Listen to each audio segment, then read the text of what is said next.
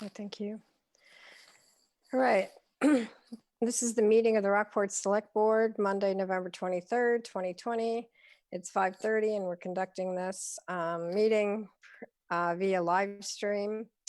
The public is welcome to submit comments and that to Bill Post, and his email address is provided on the agenda that the public received.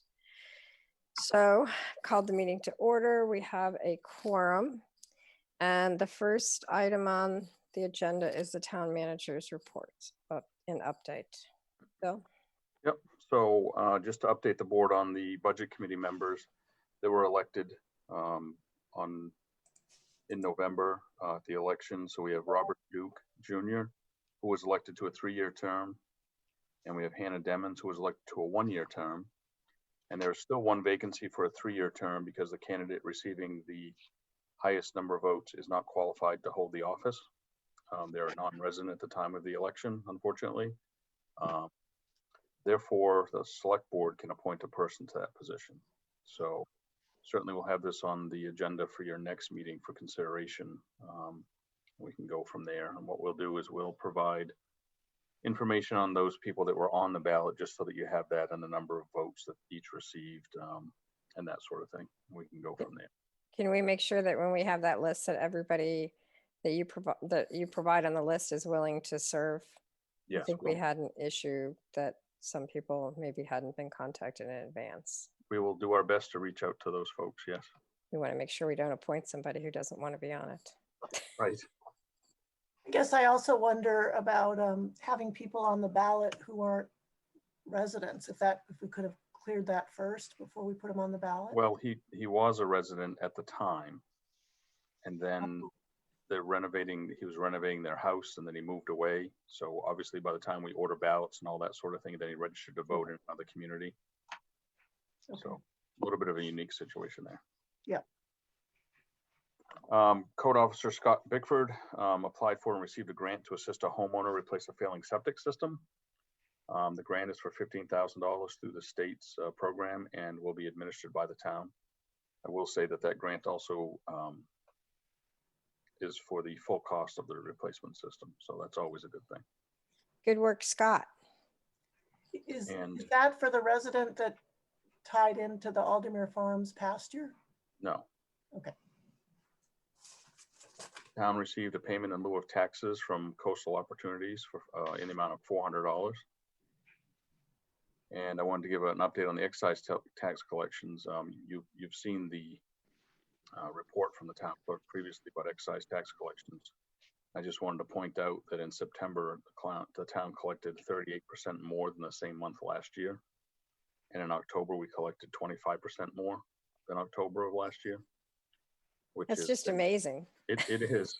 It's amazing and it's fantastic. Obviously, if we continue on that pace, we're going to far exceed what our budget was, because we did reduce the amount in the budget that we were expecting to receive from excise tax collections. Right, we did. And do we still think that a lot of this has to do with some of these no interest loans or no, I mean, Yeah, do we have any other idea what it's a good time to buy. It's low interests and right. Lower cars than. So. Yep, that's got to just be it. Okay. Yep. The Camden Rockport Penn Bay Medical Center EMS evaluation project continues to work through. The project team led by Kevin McInnes is working through all of the material they've collected to date, including a huge amount of data from Northeast Mobile Health Services, from Maine EMS, from Penn Bay Medical Center, from the interviews that they've done. They've actually, when I wrote the report that's in your packet, I had a list of over 40 individuals, or a number of 40 individuals that have been interviewed. We're up to about 48 individuals now that have been interviewed as part of this project. The next steps basically for the project is creating a decision maker information plan and an informed community process. So Kevin and his team are working on that now. I expect I think we have another meeting next week. We've been meeting just about every Thursday by Zoom to talk about the progress and where they are. And we're hoping to have at some point in December, the hope is to have a joint select board meeting / workshop with Camden, Rockport, Hope, and Lincolnville to present their information that they found so far and talk about potential different options that may be out there. So that's moving along well at this point. The vehicle exhaust removal systems for the public safety building and the public works garage have been installed. The system at public safety building is now functional. We had the electrician that had to do some work there, not as much as originally anticipated, so that's was beneficial. We're just waiting for the electrical work to be completed at the public works garage for that system to be functional. So those are two more items on the 2019 infrastructure bond project list that have been completed or close to completion anyway. The library project, so we've been moving along well these last week or so with the library project. The glass for the storefront down on the lower level that faces Russell Avenue was being installed last week. I'm sure it's essentially done by now. And that will allow them to finish the lower level completely. They did basically all the finishing in the lower level up to about 4 feet from the storefront, obviously, so that they could install that. Now they'll finish that work up. The paving obviously was done at the intersection, and Memorial Park has been loamed. In the contract, it calls for seeding and hay basically over the seed for Memorial Park, as well as for the library sections that are responsibility of FI. Instead, FI has decided that they're actually going to place sod, which will give it a much more complete look. Certainly costs a little bit more, but the understanding from FI is that it just, instead of having to come back and spend more money in the spring to have to probably reseed and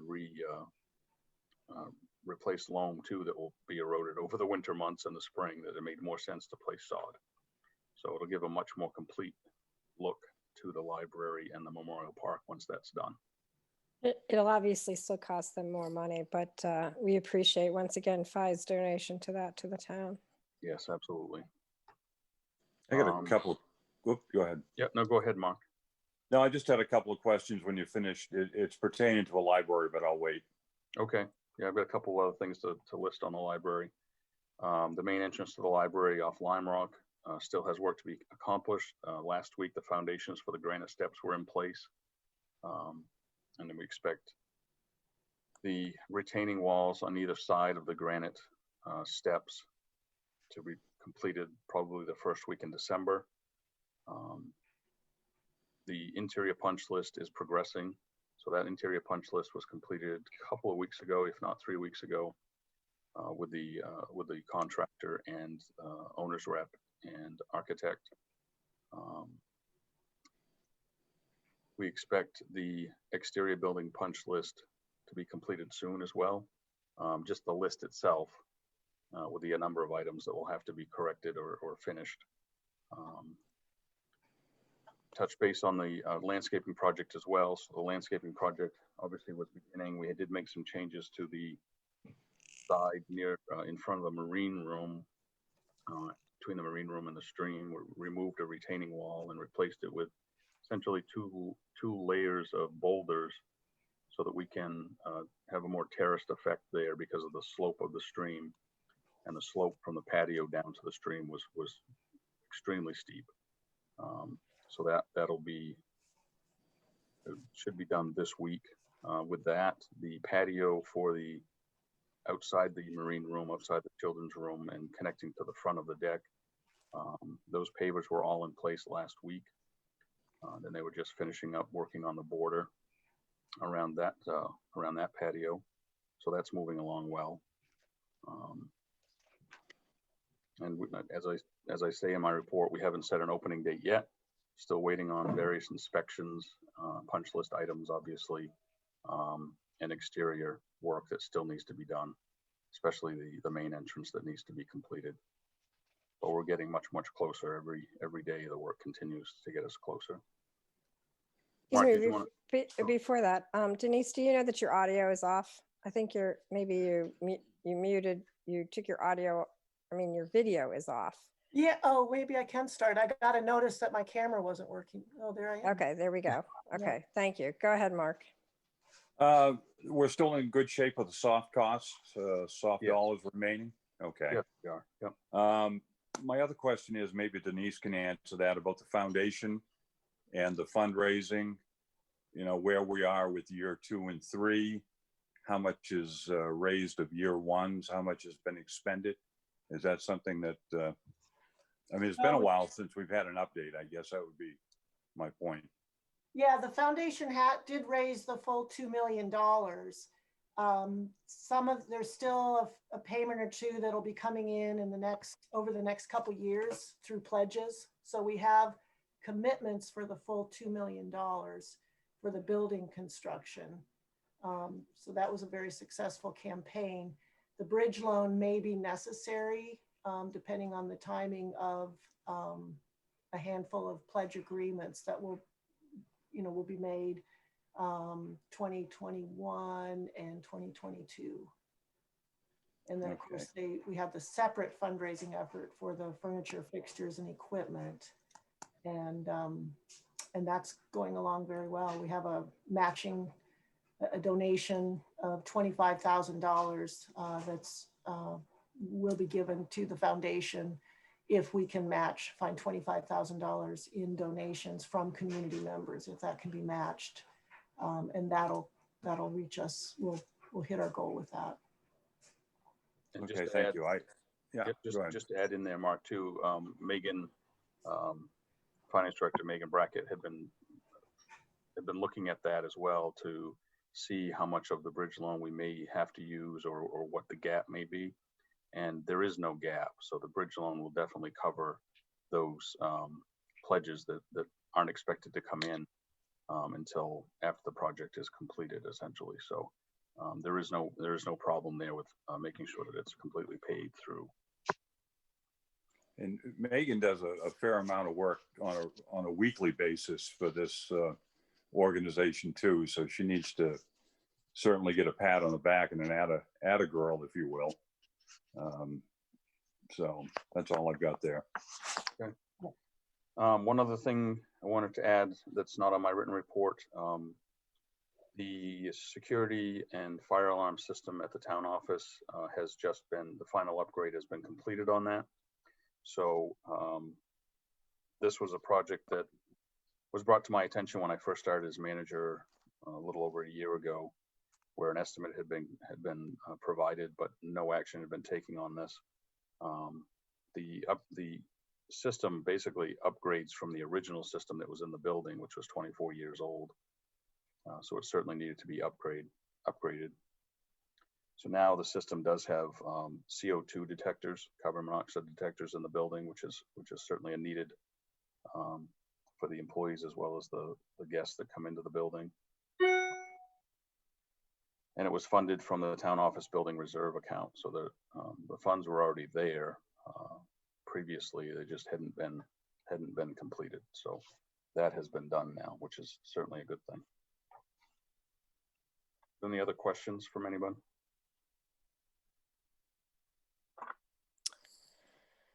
Okay, so the next item on the agenda is public input on non-agenda items. So do we have anything, Bill? Give you a chance to look. I do not have any email, and there's nothing on live stream either at this point. Okay. Moving along, any suggested amendments to the agenda? Not very long agenda, so I doubt it. All right, moving along. The next item on the agenda is the consent agenda, which consists of the meeting minutes of September 28th, 2020. I'll move the board approve the September 8th, 2020 meeting minutes as presented at this point, or amended. Second. Okay, any discussion? All right, then we will take a roll call vote. Michelle, Yes. Jeff, Yes. Mark, Well, I'd have to bring it into question. I mean, I'm flipping the pages here and the motion says September 8th, but when you look at the actual material provided on the next page, it says the 28th. That motion said the 28th. Yeah, I Jeff think said the 28th, I think. He said the 8th. I said the 8th. Let me amend my motion. Oh, I I move was listening to the 28th because I saw that mistake. Sorry. Yeah, I move the board approve the September 28th, 2020 meeting minutes as presented. Second.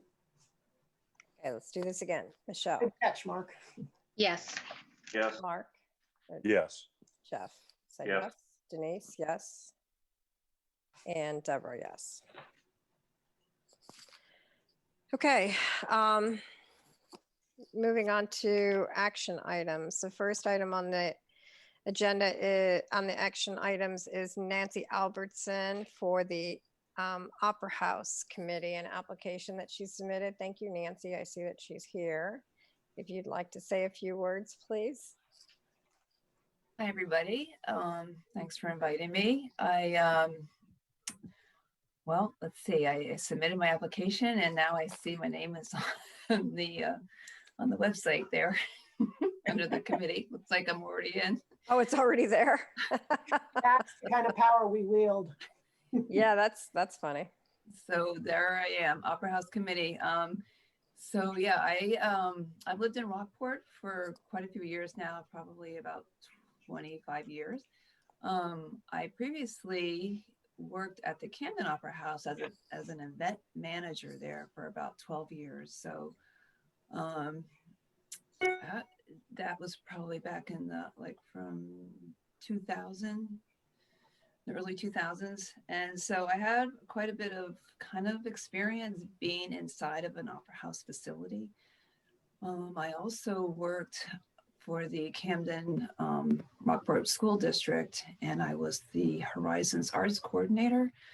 So I actually produced and put together shows for the students. And, you know, sometimes we went to the Camden Opera House, sometimes we brought the kids to the Rockport Opera House. But in any event, I had some experience there working with venues quite a bit. And working with local organizations to get students into some of these beautiful facilities around here. So I saw that there was an opening on this committee in one of the correspondence that came out of the town office recently. So I thought I would throw my name in the hat. And so here I am. And I look forward to working with Denise as the liaison from the board and with Andrew and on all the others committee members too. Great. It would be a great addition. It's so wonderful that you stepped forward. Yeah, thank you for doing that. Does I move anybody the have any board- questions? Well, go ahead. Okay, go ahead, Jeff. Yeah, I'll move the board appoint Nancy Albertson to the Opera House Committee as a regular member with a term ending June 2023. Second. Okay, any discussion? All right, Jeff, Yes. Denise, Yes. Mark, Yes. Michelle, Yes. and I vote yes. Again, thank you very much, Nancy. Thank you, Okay, Nancy. great. Be a Welcome. great addition. Thank you. Good And night. besides, you're already on it, apparently, before we even vote. All right. Okay, great. Thank you. Thanks. The next item is a submission by Bob Colmar for the Capital Improvement Committee as an alternate. And I think that Bob is with us as well. I am. Hello, Hello. my first time on Zoom. Is it really? Thank you for the education to get on. All right. Would you like to say a few words about your application, your interest? Well, my wife and I are new to Rockport, having been here about a year and a half. We're not leaving. We love it. Look around and we can see why. And I'm just happy to assist as an alternate if I can in the Capitol Arena.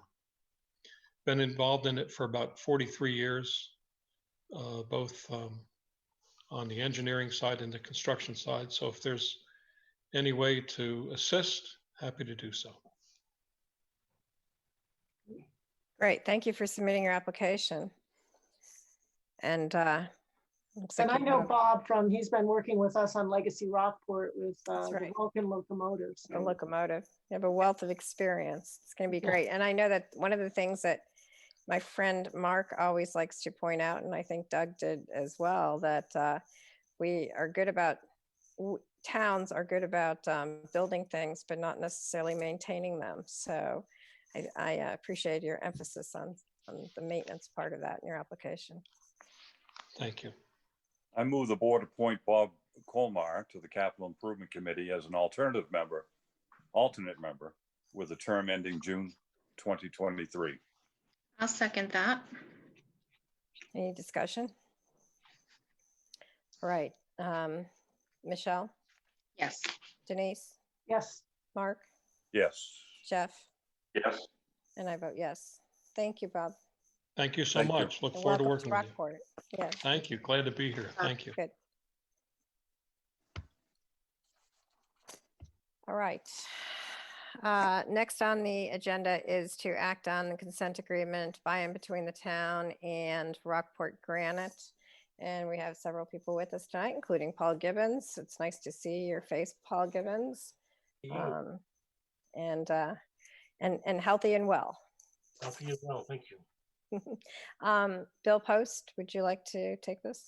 Yes, sure. Thank you. I'll just do a short introduction. And as you said, we have Paul Gibbons here, attorney for Rockport Granite. We have the two individuals, Joshua Carl and Joseph Talbot with Rockport Granite as well, and Code Officer Scott Bickford on the call as well. So this basically comes from a notice of violation that Scott had issued to Rockport Granite over land use violations back in July. And since that time, the owners of Rockport Granite and their attorney, Paul Gibbons, have worked with Scott to resolve the issues and come to a consent agreement that has been developed, which you have in your materials. Consent agreement basically says that they're going to abide by the requirements in the land use ordinance in their site plan. And they've also agreed to pay $1,000 fine as part of that. This will, as long as the terms of the agreement are satisfied and they continue to satisfy them, then this will not have to go to court from either side and cost either side any more funds. So Scott or anybody else, you certainly can weigh in. This is Paul Gibbons. I just want to say that I appreciate the efforts of Scott Bickford, because we thought we found a way to make it so that it would work for us, and Scott came up with a way that was even better for both the town and for us, and I thank his input. He's a very good code enforcement officer, and he's very helpful in us resolving this dilemma that we had. And I just would like to say that all parties, we did talk about this and we worked it out, and it's a good answer to what could have become a serious problem. And I'm sure that they will do as they say they will. So I'm pleased with it. Thank you.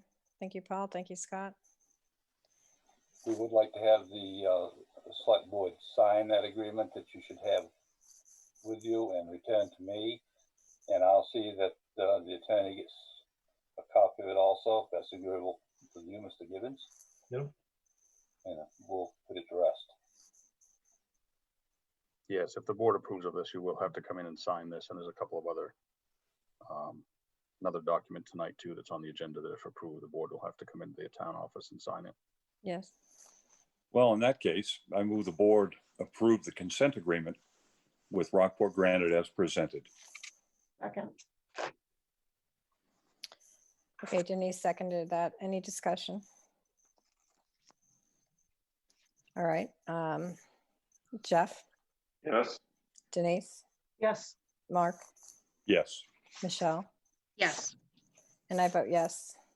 Thank you, everyone, for working this out. Paul, it's good to see you. Good to see you too. Thank you very much. Thank you, Paul. Thank you. Thank you, Scott. All right. Next item on the agenda is to act on the epidemic pandemic policy. Bill? Yes, so this policy essentially puts in writing what we've been working through for the past, 6 months now, 7 months? lose track. And so we felt it was important. The safety committee felt it was important, and it also meets with our SHAPE continuous improvement plan to put this policy in place.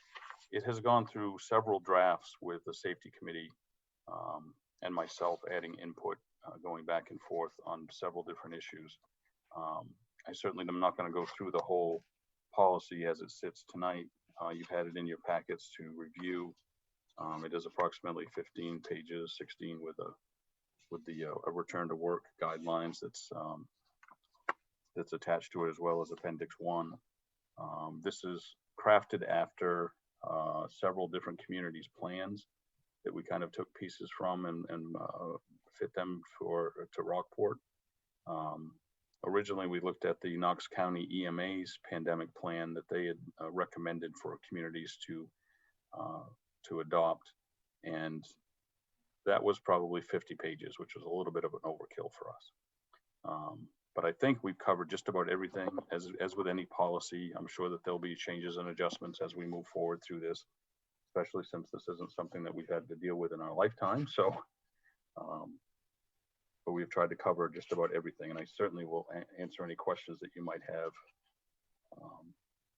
with this.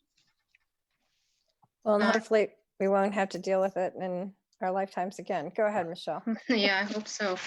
Well, my first question was going to be, did we compare it with other municipalities? So thank you for answering that. My other question though, and I'm not sure, but in stage 1, aren't masks required in stage 1 too, or no? Generally, they wouldn't be. Stage 1, and we tried to model this after what we actually had done when we first started going back.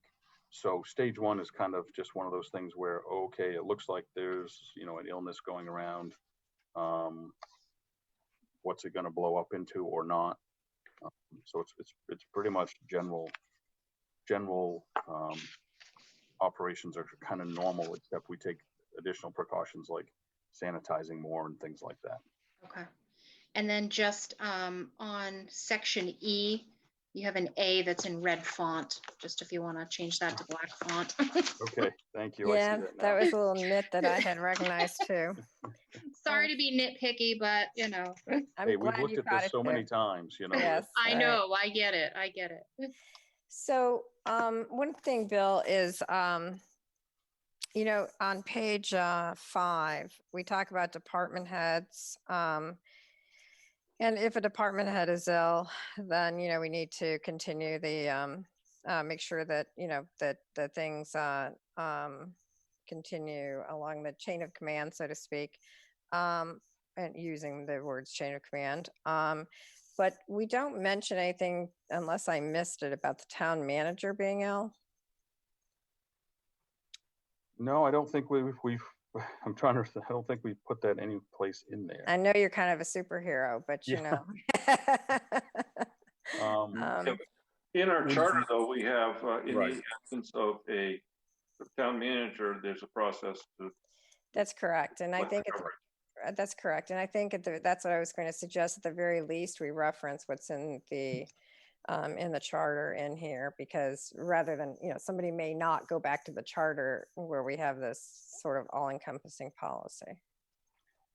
Right, that's true. And I think that makes sense to reference, we can put in a clause that references that in the absence of the town manager, see charter, whatever section that is, basically that. Or just say it so they don't even have to see it, but whatever. Yeah. But yeah, Yeah. but We certainly can add that clause in there. yeah, that could either go in page 5 under the department managers, or another place I was thinking was in the select board section too. Because it is something that the select board has the power to do. So that's on page 7. So wherever you think it's appropriate. I mean, those are just 2 different places, 2 different options. Yeah. Yes, Jeff. Another one, in stages of government shutdown, I think it might be appropriate to reference the fact that if the governor's office makes a declaration for the CDC, then we do it. right now, there's a lot of, I won't say squishiness in it, but it's not as spelled out as it might need to be.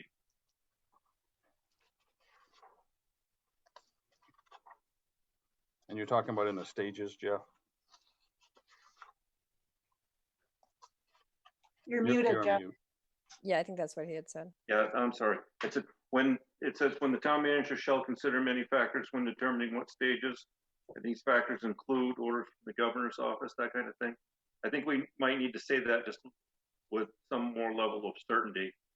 I mean, if the governor's office declares municipal governments will shut down or something, then that's what we do.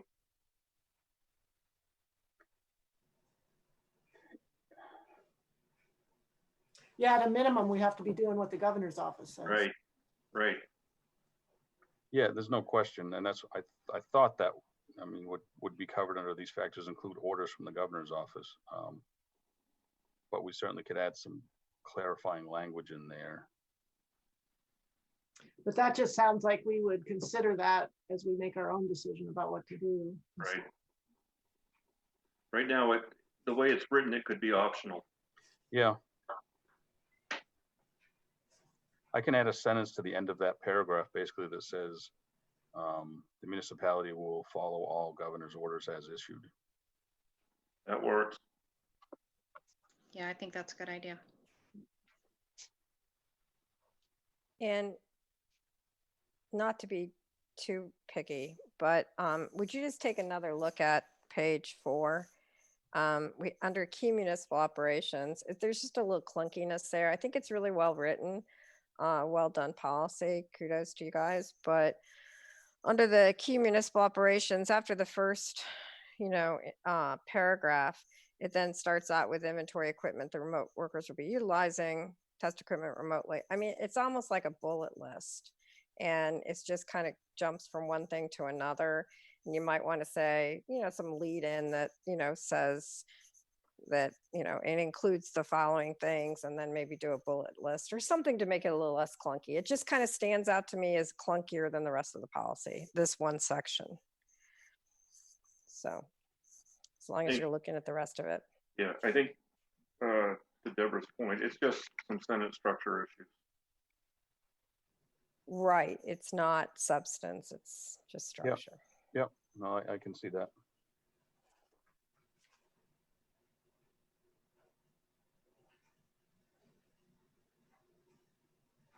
Does anybody have anything else?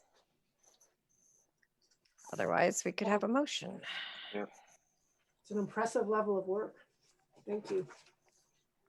I move the board approve the town of Rockport pandemic policy as presented as amended, as we've discussed. I'll second. Any further discussion? Okay, Michelle, Yes. Jeff, Yes. Mark, I think you might be on mute. Yes. Denise, Yes. and I vote yes. All right. Next, we have wastewater commissioners. So if someone would like to make a motion to go into wastewater meeting. Deborah, I'm sorry. Is there a deadline to when the pandemic policy needs to be completed? I thought a deadline for the pandemic policy. I assume that because I think that they expected that we would be signing it now. I imagine that you'll go back and make those changes and let us know when it's ready to sign, Bill. Yeah, it'll be ready tomorrow afternoon, Okay, thanks. if not tomorrow morning. Okay, so we should all be able to come in and still sign this and sign the consent decree at the same time, right? Yes. Maybe just send out a note to everybody, let us know, Yep, we will. so we can make one Can I- trip in. Can I just throw this out there too? There's a lot of other things that need to be signed that probably would take in total a half an hour.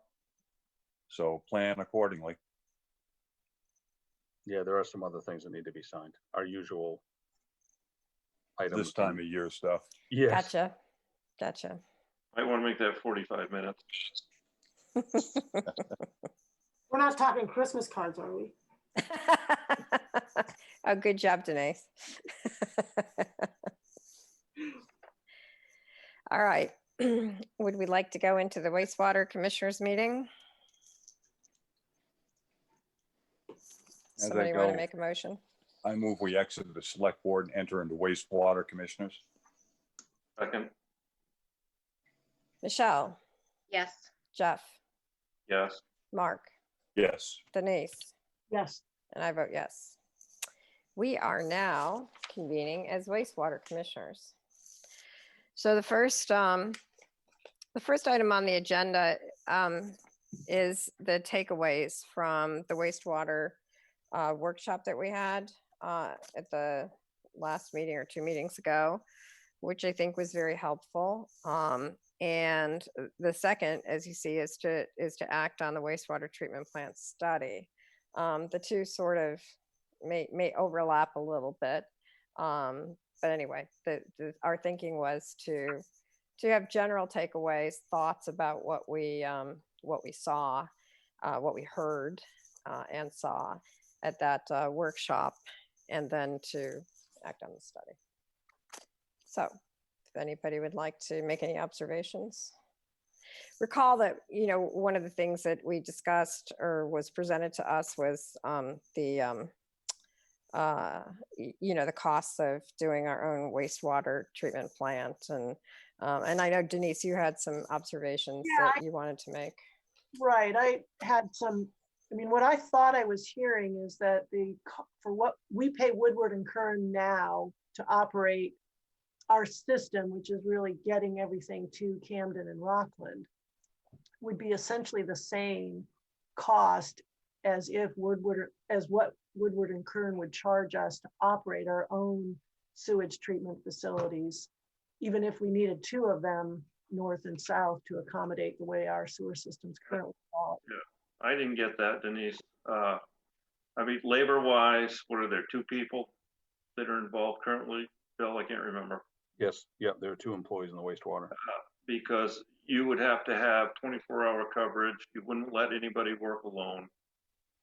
So you're already up to 6 to 8 people because you would. Well, I'm just looking at the number, they're 300,000 is what we currently pay them. And when they gave us the numbers, when they and obviously they haven't done the study, so we don't have real numbers. Right, because that doesn't count the operating cost either. You've got chemicals that you have to purchase, polymers and flocculants and all sorts of wastewater treatment stuff that would run up I think we got to get a good tab on it before we think that it would be and I more was thinking about what are we paying Woodward and Kern now, and are we getting the best value for our money? And Bill sort of thought maybe it came down to doing a wastewater 101, that we just need to understand better why our system, we've got some ideas of why our system is so expensive. We've got the contracts and things that we need to work on with that, but there may be some other just things that we need to understand better, because we do have the highest sewage rates in the area.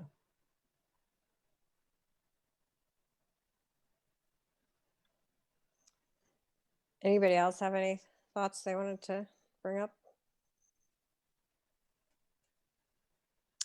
I thought the presentation, like I said, was very helpful, and I was kind of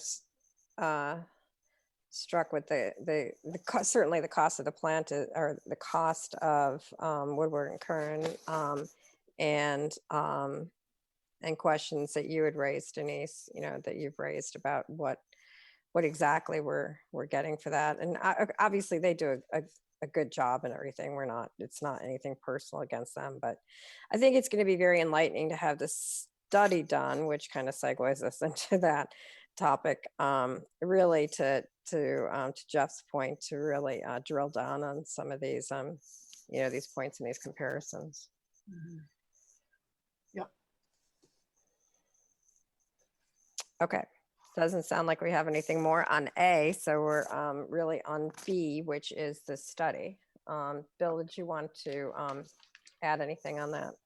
Yeah, well, I didn't include it in your materials because you had it as part of the wastewater workshop in your materials. So, but basically what the scope of services for this study is to, first they would perform a sewer user charge and flow rate calculation. And within that, they'd also review the rate structure with the interlocal agreements, like we had talked about. And they've already kind of started doing some of that work anyway, which would be helpful for us. And then the second task is to identify potential parcels for a treatment facility or facilities and effluent disposal alignments that go along with that. And then preliminary engineering report and cost estimating, which has obviously is a huge part of the report, as Jeff understands from an engineering perspective. And that includes, several things, all the different alternatives, life cycle cost analysis, technologies and locations, potential project timelines if it was going to go to a construction, condition of existing facilities, the pipes that we have in place now, the pump stations that we have in place now, all of that. So the work that they'll do will help us, even if the town decides not to move forward with actual constructing wastewater treatment plants to handle our own effluent, it certainly will help us understand the system a lot better than what we understand it now. I don't think there's been a study like this done here. And parts of the system aren't that old, obviously, but it certainly will help us all the way around. So the cost of the study is $10,000, and we can handle that within the current wastewater capital budget side. We are saving one of the things in the capital budget for the wastewater budget this year is upgrading the Camden Street flow meter and pump station. And that came in less than what we budgeted for. So we have the funding within the budget to be able to pay for this, which is certainly a good thing. And they expect that they could have this done in approximately 2 months. And then Okay. present obviously to the select board. And they're already working with you, as I think they said, on identifying those items that we might use as negotiating factors with Camden and potentially Rockland as well, right? Yep. They're already working with Megan and I on those. Because obviously that's going to be a number that whatever we can negotiate such a number down to is going to be relevant to other numbers comparison wise in the study. Yes. And will those happen on parallel paths? I'm sorry, Jeff, you raised your hand. Yes, they will. Bill, it's inferred, but we'll get a full capital install cost as well as operating cost estimate, annualized operating cost estimates. Yes. Better make sure that's one of the deliverables. Yes. The question I have, Bill, would be some of the things that you had mentioned to me. Have you shared those yet as potential remedies for costs? I have not, because those have been found not to be true. Okay. Now, my second question would be, will any of this study, and I probably know the answer, but will any of this study help us determine any flow problems we have now? I'm sure that it will. I mean, we've been working on that anyway, as you know, but I think this will add to that information.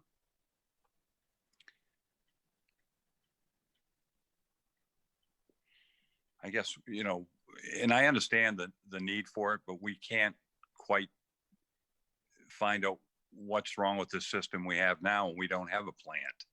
So I guess that's, sort of my little segue into, I understand that the need of it. I think it would be beneficial to have for future references, if nothing else. But here we are talking about having a plant or possibly two, and we can't even figure out what our inflow problem is now. So I don't think this study is going to address sources of no, and I get And I get that, but what I'm saying is we don't have a plant and we can't figure out some of the problems that we have now. So what's going to happen when we do get a plant? We're still not going to be able to figure it out. Well, I think we'll have an answer to that. We obviously we've been narrowing it down with our infiltration problem, and looking at more than just I&I issues. We're looking at all kinds of different things. You know, the differences between what we're being billed for and what we're billing out, and trying to find the trends and then analyze those in that manner, but also looking at the billing from the billing side of it, because we're main water bills for us. So there's a lot of moving parts with it. I mean, it's more than just the physical plant that we're looking at when it comes to that.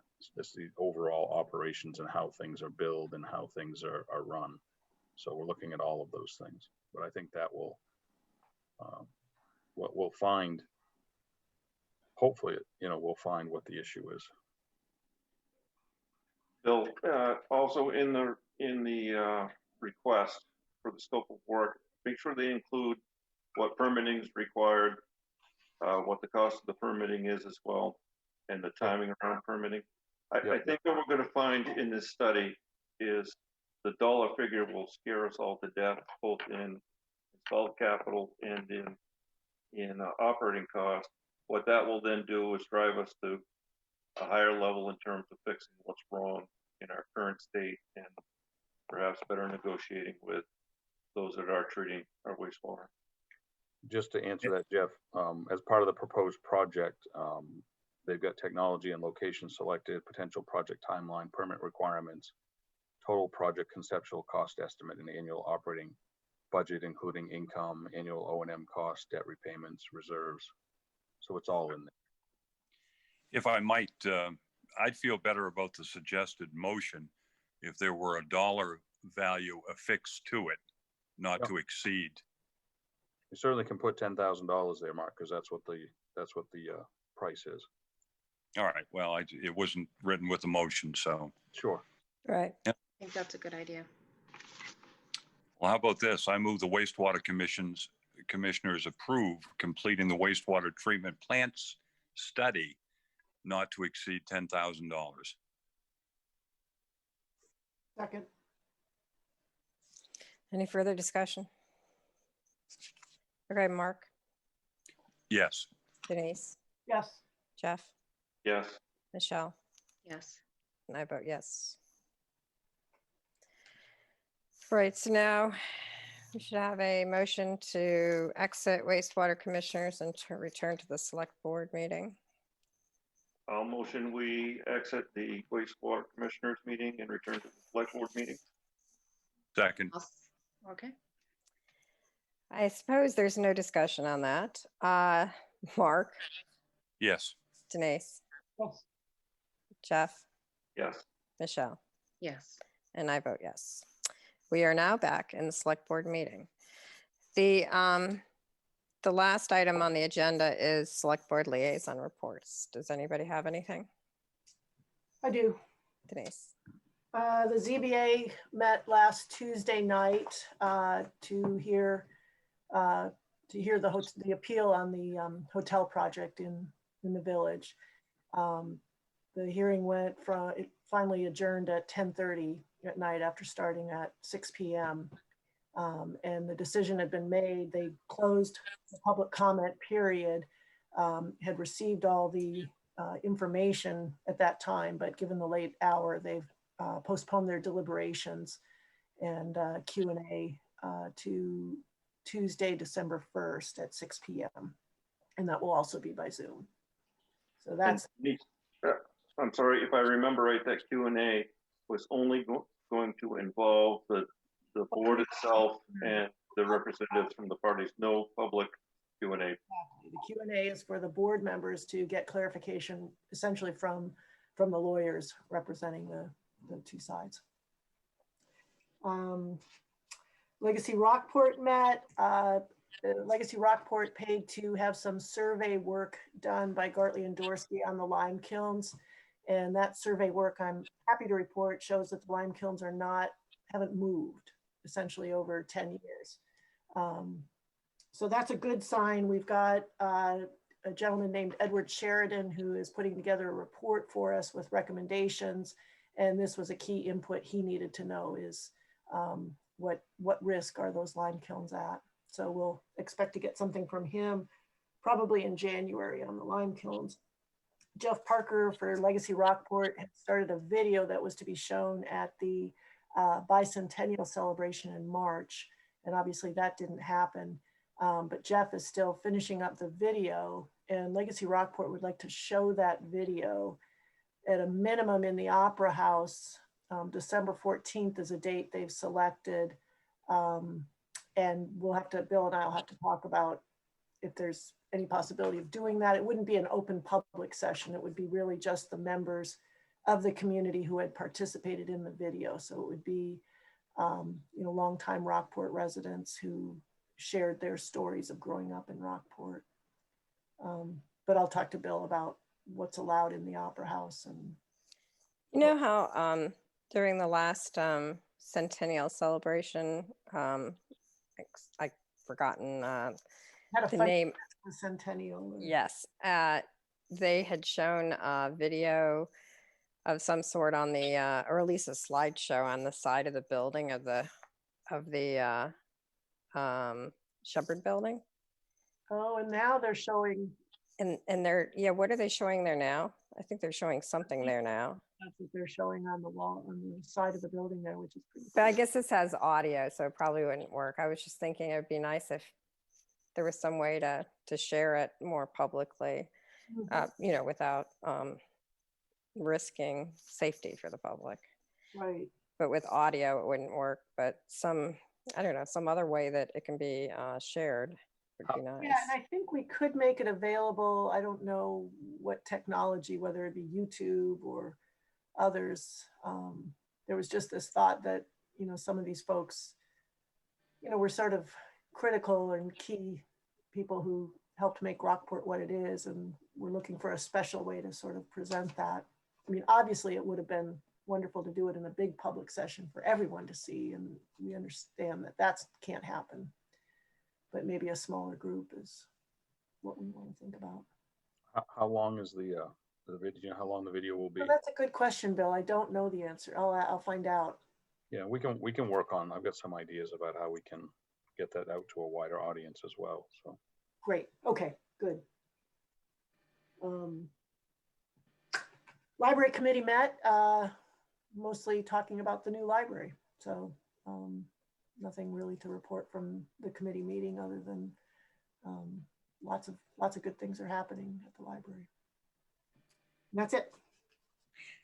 The parks, if I might, we talked, Denise was there as well. We talked about the landscaping at Memorial Park. Obviously, that was a big thing. And there was some talk about the rationale by having sod put down now versus seed, and then having to reseed it in the spring with erosion.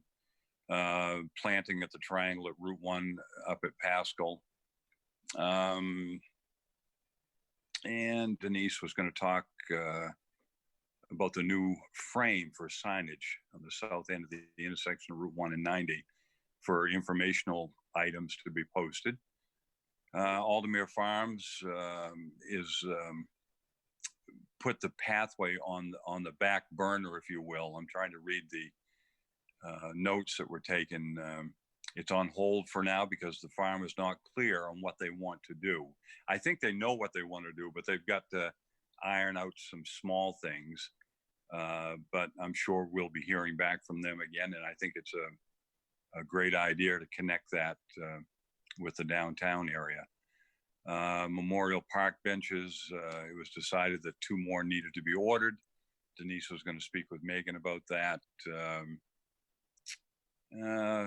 Hanani made a suggestion that the 3 existing memorial benches in Harbor Park be moved to Memorial Park, and the 2 new legacy benches that will be ordered would be installed at Harbor Park. There was also talk about getting a hold of Richard Remsen with regards to the plaques, and they're reviewing their 5-year plan, the committee is.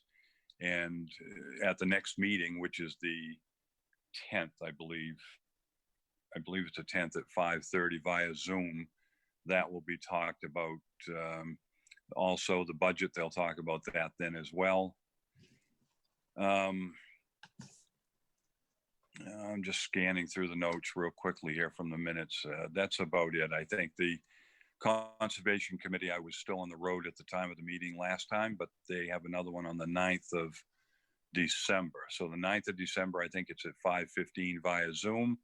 If anybody wants to attend, and the Parks is on the 10th at 5:30 via Zoom. And that's it. Excuse me, I'll go next.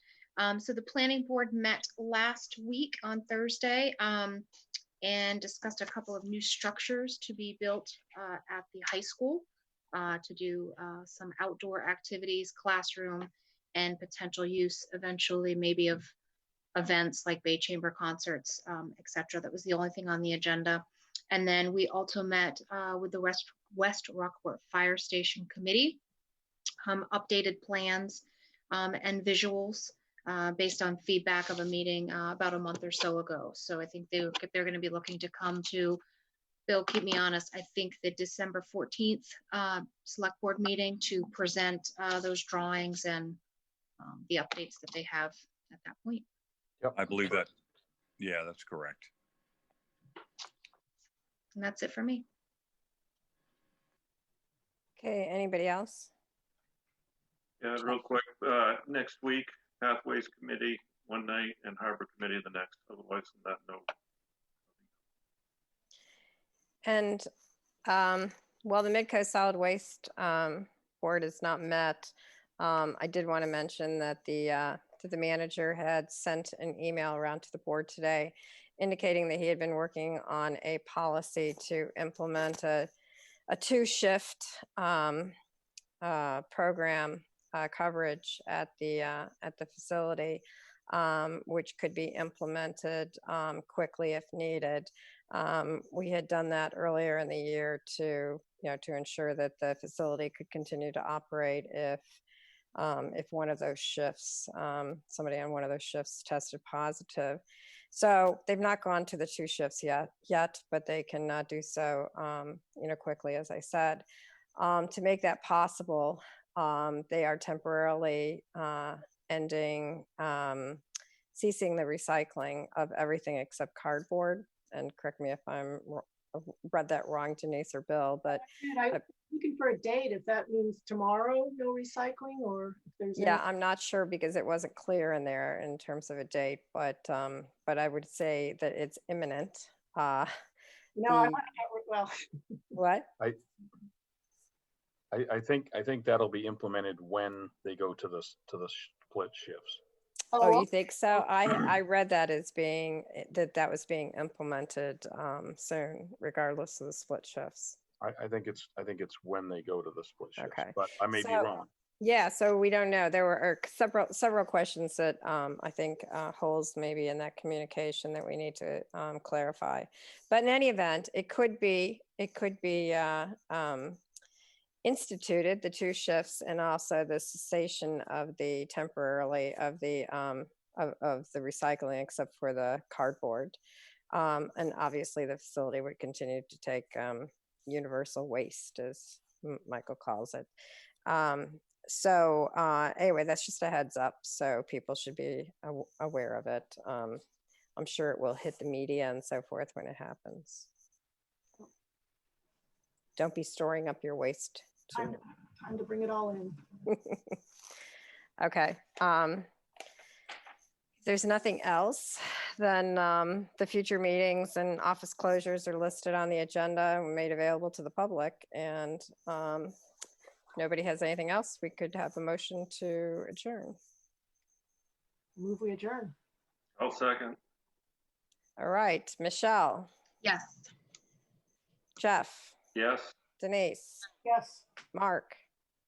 Yes, happy Thanksgiving. Yes, and I agree on both the motion and happy Thanksgiving. Thank All you. right. Thanks, night. everybody. Good Night. night. Good night, guys.